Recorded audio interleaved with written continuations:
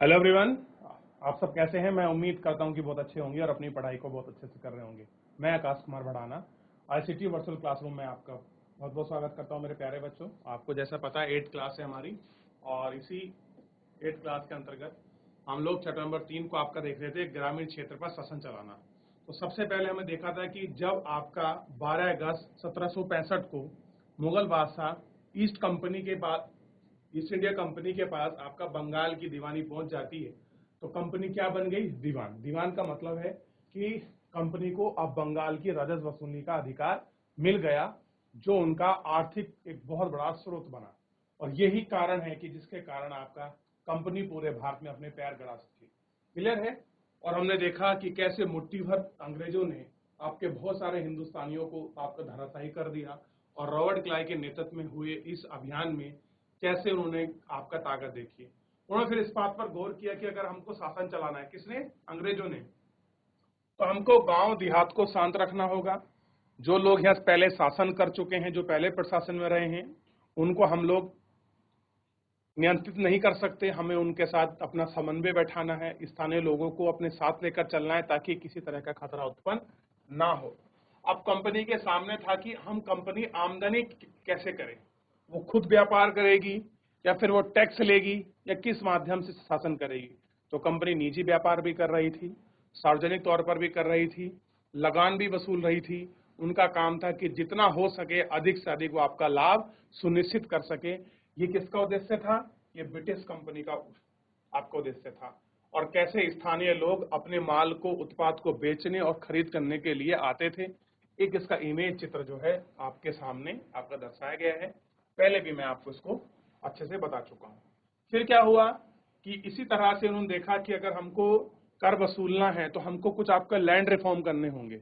और land reform के प्रयास में सबसे पहले आपका लॉर्ड कॉर्नवालिस ने क्या किया? एक रिफॉर्म किया जिसको बोलते हैं स्थायी बंदोबस्त व्यवस्था 1793, जिसको हम जमींदारी व्यवस्था के नाम से भी जानते हैं।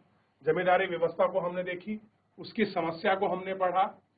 उसके बाद फिर क्या हुआ? एक नई व्यवस्था आई, और उस व्यवस्था को होल्ड आपका मैकेंजी नामक व्यवस्था के नाम से जाना जाता है, जो आपका 1822 में आई, और उसको हमने कहा महलवाड़ी व्यवस्था। क्लियर हुए? और बेसिकली अगर कहीं लागू थी तो उत्तर पश्चिमी जो प्रांत है वहां पर लागू थी।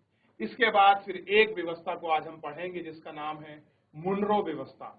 यानी कि अब तक हम कौन कौन सी व्यवस्था पढ़ चुके हैं? तो अब तक हम स्थायी बंदोबस्त व्यवस्था, जिसको हम जमींदारी व्यवस्था कहते हैं, आपका परमानेंट सेटलमेंट जिसको बोला हमने। उसके बाद हम लोग महलवाड़ी व्यवस्था को पढ़े हैं।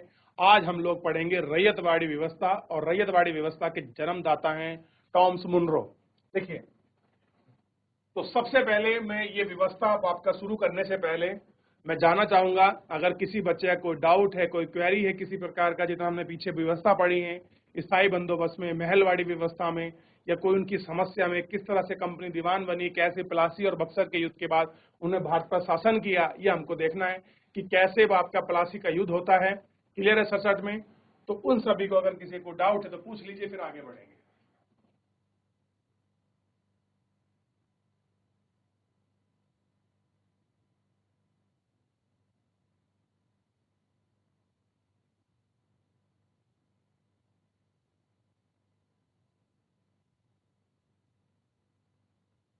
देखिए, ब्रिटिश नियंत्रण वाले दक्षिणी भारत इलाकों में भी स्थायी सेना की जगह नई व्यवस्था अपनाने पर प्रयास किया गया।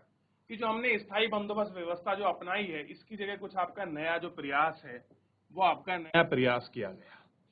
ठीक, वहीं जो नई व्यवस्था विकसित हुई उसे कहा गया रैयत या रैयतवाड़ी। क्या कहा गया? रैयत या रैयतवाड़ी। कैप्टन अलेक्जेंडर रीड ने और टीपू सुल्तान के साथ चले युद्ध के बाद कंपनी द्वारा कब्जाए गए कुछ इलाके में इस व्यवस्था को आजमा कर देखा। किसने? Captain Alexander read. इन्होंने कहा कि जो हमने टीपू सुल्तान से क्षेत्र अपना कब्जा लिया है, यानी कि कर्नाटक, हैदराबाद, जो मैसूर वाला नीचे का पार्ट है, उसकी बात कर रहे हैं। तो उन्होंने कहा कि क्यों ना हम ये जो आपकी व्यवस्था है इसको वहां लागू करके, वहां आजमा कर हम लोग देखते हैं कि ये व्यवस्था कैसी है। अब देखिए, धीरे धीरे टॉमस मुनरो ने इस व्यवस्था को विकसित किया और धीरे धीरे इसे पूरे दक्षिण भारत में लागू कर दिया। रीड और मुनरो को लगता था कि दक्षिण भारत की परंपरागत जमींदारी नहीं है। देखिए कौन कह रहे हैं, कैप्टन रीड और टॉमस मुनरो को क्या लगता था कि दक्षिण भारत के अंतर्गत आपकी जमींदारी व्यवस्था नहीं चल सकती है, इसलिए उनका तर्क था कि उन्हें सीधे किसानों से ही बंदोबस्त करना होगा।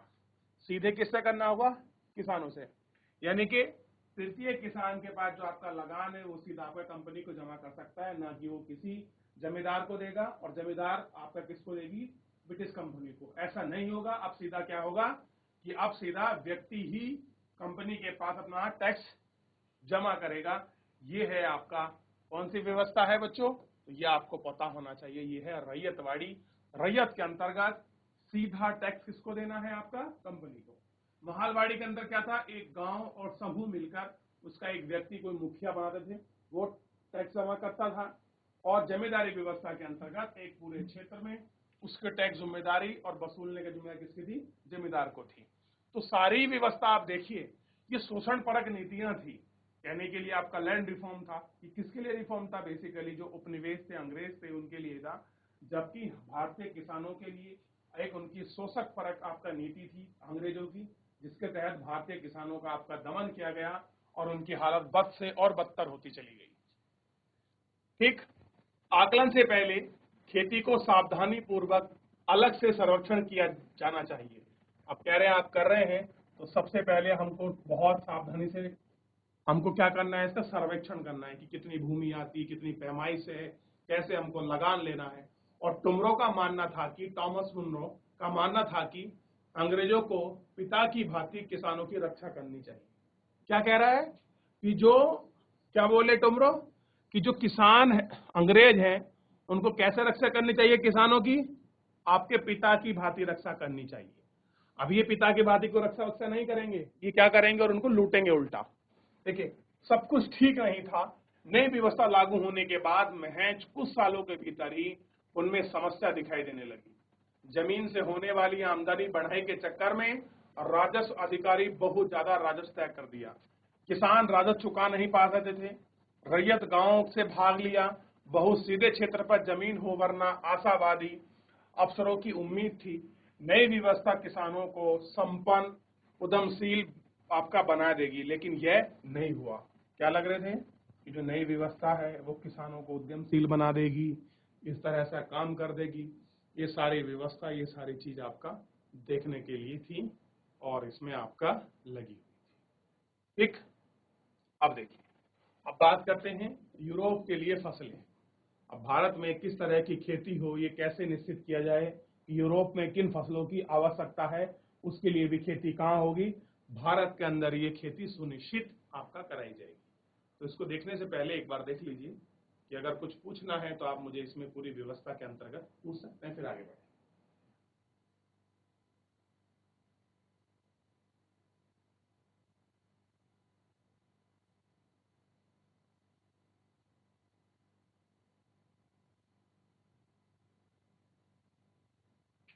चलिए, यूरोप के लिए फसल।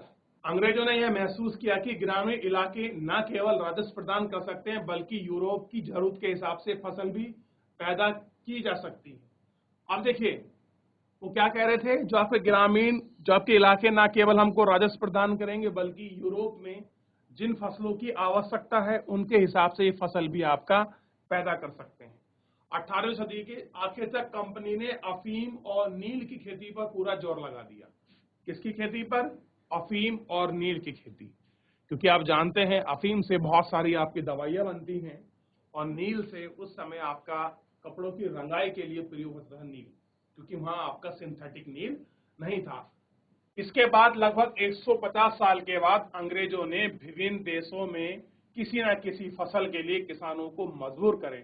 जैसे बंगाल में पटसन उगा रहे थे, असम में चाय, संयुक्त प्रांत में गन्ना, गेहूं, आपका पंजाब में गेहूं, महाराष्ट्र और पंजाब में कपास और मद्रास में चावल। तो ये आपकी क्या करवा रहे थे, वहां के किसानों से आपका फसल उगवा रहे थे। आप देखते हैं दार्जिलिंग में जो असम में चाय के बागान हैं, जो टी बागान है, ये सब उस समय के ही हैं। और उत्तर प्रदेश में जो गन्ना है, पंजाब में जो गेहूं है, महाराष्ट्र में जो कपास है और मद्रास में जो आपका डेल्टाई रीजन है, वहां जो चावल हो रहा है, वो सब किसकी देन है, अंग्रेजों की। इन्होंने अपने यूरोप के मुताबिक फसलों को कहाँ उगवाया, वहां के लोगों से जबरदस्ती उजवाया। क्लियर है कि इस तरह का आप उपज करिए, हम चाहते हैं। यह कैसा किया गया? अंग्रेजों ने अपनी जरूरतों की फसल की खेती को फैलाने के लिए कई तरीके अपनाए। इसी तरह की एक फसल उत्पादन आपका पत्ती को अच्छी तरह समझते हैं। अब देखिए क्या कह रहे हैं, क्या रंग का भी कोई इतिहास है? तो चित्र 5 और 6 को सूती कपड़े की छपाई में दो आपके तस्वीरें दी गई हैं। इन तस्वीरों में भारत के आंध्र प्रदेश के बुनकर द्वारा बनाई गई है। इसको कलमकारी आपका छापे दिखाए गए हैं। दूसरी तरफ आपका ब्रिटेन के प्रसिद्ध कवि और कलाकार विलियम मॉरिस द्वारा बनाए गए फूलों वाले छाप है। दोनों छापों में एक बात समान है कि दोनों में गहरे नीले रंग का इस्तेमाल किया गया है, और यह नील आमतौर पर आप जानते हैं कि ये किस तरह का रंग पैदा किया जाता है। अब देखिए, सबसे पहले ये हैं दो। ये कहां बना है? ये बना है भारत में, ऐसे मानिएगा भारत में बना है। और ये कहां बना है? इंग्लैंड में। तो दोनों के बीच देखिए एक ही डिफरेंट है, जो गहरा नीला कलर है।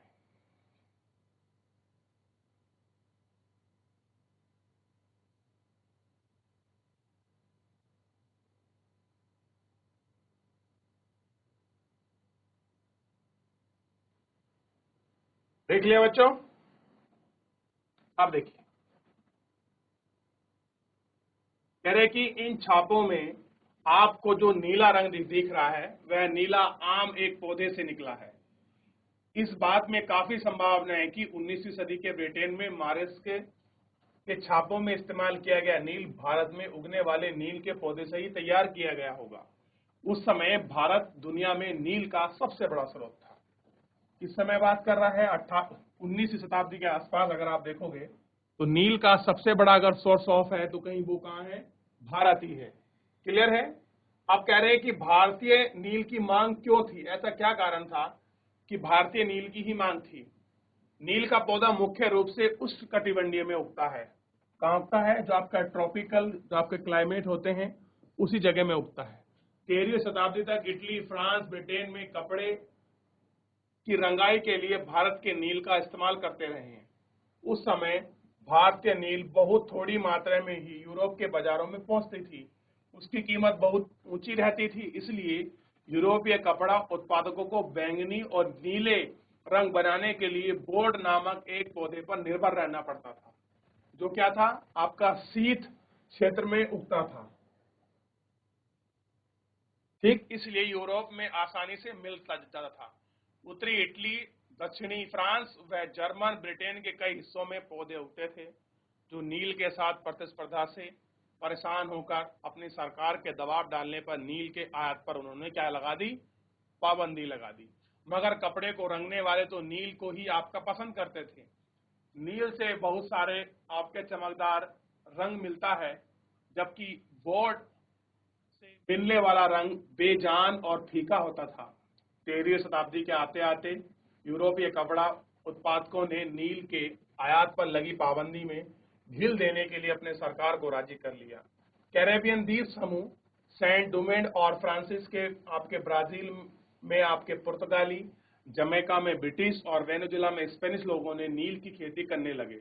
उत्तरी अमेरिका में बहुत सारे भागों में नील बागान सामने आए। कैसे हुए कि इस समय क्या हो गया? बहुत सारे जो आपके बागान हैं उनको भी सामने आए, ताकि क्या हो सके? नील की खेती हो सके और व्हाइट कपड़े को आपका रंगने का जो काम है वो आपका किया जा सके। यानी कि नील उनका मल्टीपल पर्पस के रूप में भी यूज हो रहा था, और केवल बोर्ड को ही वो लोग हर जगह आपका प्रयोग नहीं कर सकते। वहां की सरकार ने मजबूरन होकर बहुत सारी चीजों पर ढील दे दी, और जो ये बोर्ड था इसको आपका ऐसे ही बनाए रखा। देखिए, अब देखिए 18वीं शताब्दी के आखिर तक भारतीय नील की मांग और बढ़ गई। ब्रिटेन में औद्योगिकरण का युग शुरू हो चुका था। उसके पास कपास उत्पादन में भारी इजाफा हुआ। अब कपड़ों की रंगाई और मांग तेजी से बढ़ने लगी। जबकि नील की मांग बढ़ी, उसी दौर में वेस्ट इंडीज और अमेरिका ने मिलने वाली आपूर्ति के अनेक कारण बंद हो गए थे। 1783 से 1789 के बीच दुनिया का नील आधा रह गया। ब्रिटेन के रंगरेज में अब नील की आपूर्ति के लिए बेचैनी से किसी भी और स्रोत को आपका तलाश रहे थे। यह नील कहां से मिल सकता था? अब देखिए, जितने भी उस समय आपका भारतीय नील की मांग आपका बढ़ रही थी, और यही कारण हमने पढ़ा कि क्यों क्यों क्यों बढ़ रही थी। ब्रिटेन, जो आपका ब्रिटेन है, औद्योगिकरण शुरू हो चुका है, कपास में आपका इजाफा है, अब जो कपड़ों की रंगाई है उसके लिए डिमांड आपकी है, ज्यादा है नील की। तो वेस्ट इंडीज और अमेरिका में जहां से नील मिलता था, अब वो उनके हाथ से कोलिज्म हट गया है। तो इस तरीके से अंग्रेजों को नील की जरूरत थी, और वो जरूरत केवल एक ही तरह से पूरी हो सकती थी, वो था भारत से अगर ब्रिटेन नील का आयात करे तो। क्लियर है? कहां से करे? भारत से। ठीक। अब देखिए क्या होगा ऐसी कंडीशन में जब ये स्थिति आपकी पैदा हो रखी है। अब देखिए, भारत में ब्रिटेन की बढ़ती हुई दिलचस्पी। अब क्या कारण है कि ब्रिटेन की भारत में आपका लगातार दिलचस्पी बढ़ रही है, आपका इंटरेस्ट बढ़ रहा है? क्या कारण है, इसको थोड़ा सा आपका जानेंगे। कह रहे हैं कि यूरोप में नील की बढ़ती मांग को देखते हुए ईस्ट इंडिया कंपनी भी भारत में नील खेती बढ़ाने का रास्ता ढूंढने लगी। अब क्या हो गया, सब कहां आने लग गई हैं? नील की खेती के लिए भारत आने लग गए हैं। अब देखिए, कह रहे हैं कि 18वीं शताब्दी में फ्रांसीसी बागान मालिकों ने आपका कैरेबियन द्वीप समूह में स्थित फ्रांसीसी उपनिवेश सैम ड्यूम्यूस में नील और चीनी का उत्पादन शुरू किया।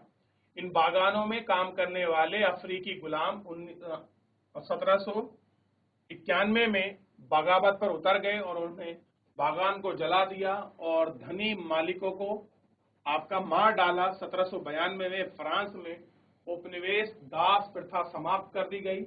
इस घटना की वजह से कैरेबियन द्वीप समूह में नील की खेती भी क्या हो गई, आपका ठप हो गई। कैसी हो गई? नील की खेती ठप हो गई। 18वीं सदी के आखिरी दशक तक बंगाल में नील की खेती तेजी से फैलने लगी थी। नील में पैदावार होने वाली दुनिया के बाजारों में छा गया। 1778 में ब्रिटेन द्वारा आयात किया गया नील भारतीय नील का हिस्सा केवल 30% था। 1870 में ब्रिटेन द्वारा आयात किया गया नील भारतीय नील का हिस्सा 95% हो चुका था। अब क्या था कि जितना भी आपका नील आ रहा था, 1810 में 95% ट्रेड कहां से हो रहा था? भारतीय नील से। कहां पर? आपका ब्रिटेन में। तो आप देख सकते हैं कि कितना बड़ा आपका ट्रेड भारत कर रहा है। जैसे जैसे नील का व्यापार फैला, कंपनी के अफसर, व्यापारिक एजेंटों ने नील के उत्पादन से पैसा कमाने लग गए। क्या हो गया? वो लोग प्रॉफिट ढूंढने लग गए। समय बीतने के साथ साथ कंपनी ने बहुत सारे अधिकारियों को नील के अपने कारोबार को ध्यान देने के लिए नौकरियां तक छोड़ दी। भारी मुनाफे की उम्मीद में स्कॉटलैंड और इंग्लैंड के बहुत सारे लोग भारत आए। उन्होंने नील के बागान लगाए। जिनके पास नील की पैदावार के लिए पैसा नहीं था, उन्होंने कंपनी के नए नए बैंकों से कर्जा लेने को तैयार थे। कह रहे भारत में नील की खेती इतनी प्रॉफिटेबल थी कि लोगों ने क्या कर दी, अपनी नौकरी तक छोड़ दी और यहाँ बाप का पैदावार करी, और यहाँ बागान लगाने के लिए आप सोचिए नए बैंकों से कर्जा तक लेने के लिए तैयार हो गया। तो उस समय आप समझ सकते हैं कि जब लोग अपनी नौकरियां छोड़ रहे हैं, लोग विदेशों से व्यापार करने आ रहे हैं, तो आप समझ सकते हैं कि इस समय नील की डिमांड वर्ल्ड में कैसी रही होगी। भारतीय नील में आप इसको महसूस कर सकते हैं। चलिए पढ़ लीजिए, एक बार देख लीजिए, कोई डाउट है तो पूछ लीजिए।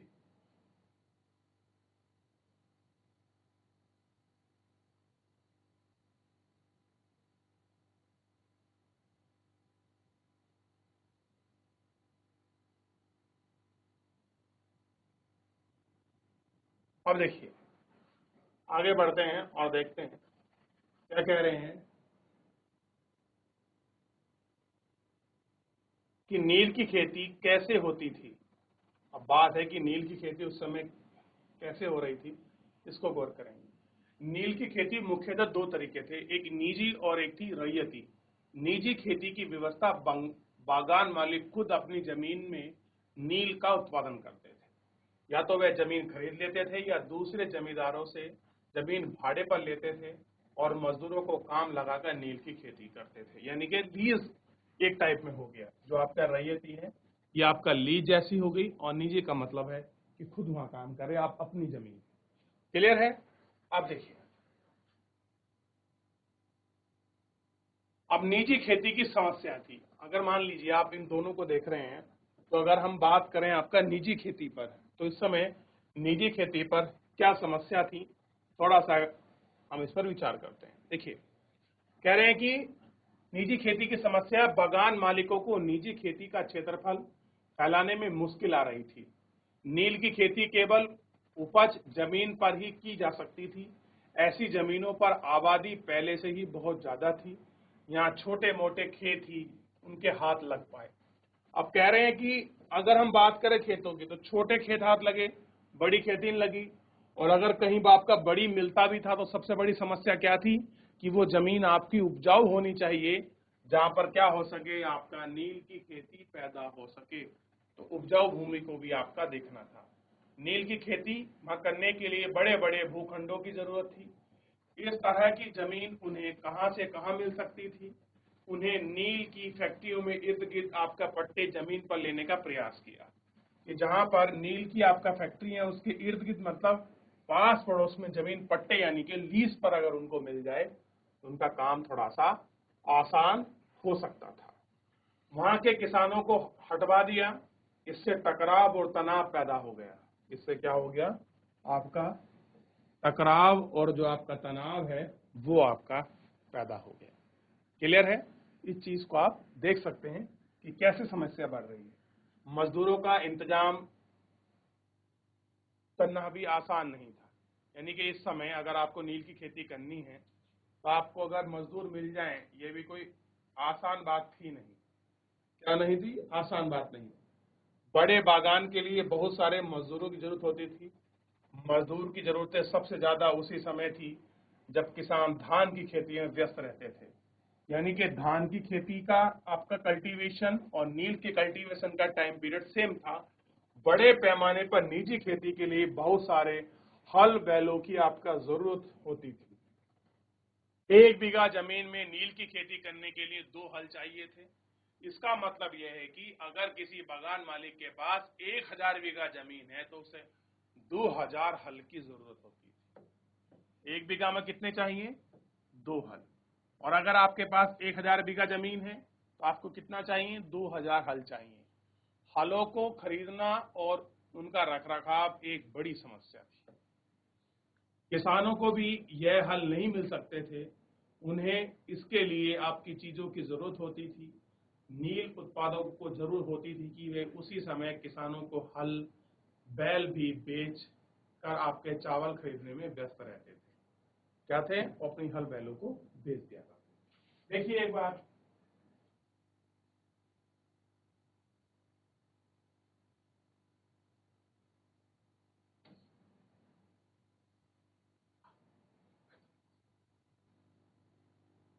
देख लिया। 19वीं सदी के आखिर तक बागान मालिक निजी खेती का क्षेत्र फैलाने में हिचकिचाते थे। इस व्यवस्था के तहत नील की पैदावार 25% से कम जमीन पर आती थी, बाकी जमीन पर रैयती व्यवस्था के अंतर्गत थी। यानी कि 25% पर ही आप नील कर सकते हैं। ठीक, तो ये सारी कंडीशन आपका इसके अंतर्गत बनी हुई थी। तो एक बार जितना इसमें पढ़ा दिया है, आप मेरे प्यारे बच्चों, आप इसको देख लीजिए। कोई डाउट है, कोई क्वेरी है, तो आप मुझसे एक बार पूछ लीजिए। यहाँ एक शब्द आया था बिघा। बिघा आपको पता है क्या होता है बच्चों? जमीन को नापने की एक पैमाइश है जिसको हम बिघा में काउंट करते हैं। क्लियर है? चलिए देखिए एक बार, कुछ पूछना है तो पूछ लीजिए आप। किसी को डाउट है इसमें जितना हमने पढ़ा है?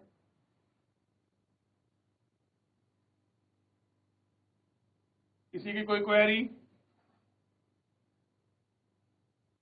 देख लें एक बार मेरे प्यारे बच्चों।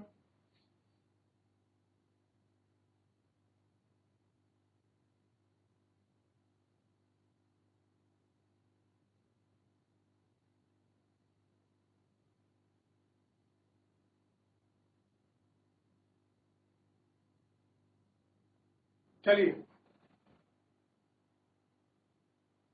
तो मेरे प्यारे बच्चों, आज हम लोगों ने नील के विषय में पढ़ा कि आखिर में नील की खेती में क्या था, और किस तरह से नील होता था और कैसे वहाँ के लोगों ने बागान मालिकों के खिलाफ आपका विद्रोह किया, इन सभी को हमने देखा।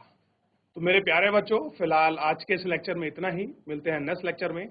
तब तक अपना ध्यान दीजिए, स्वस्थ रहिए, अपनी पढ़ाई को बहुत अच्छे से करते रहिए। मुझसे जुड़ने के लिए बहुत बहुत धन्यवाद।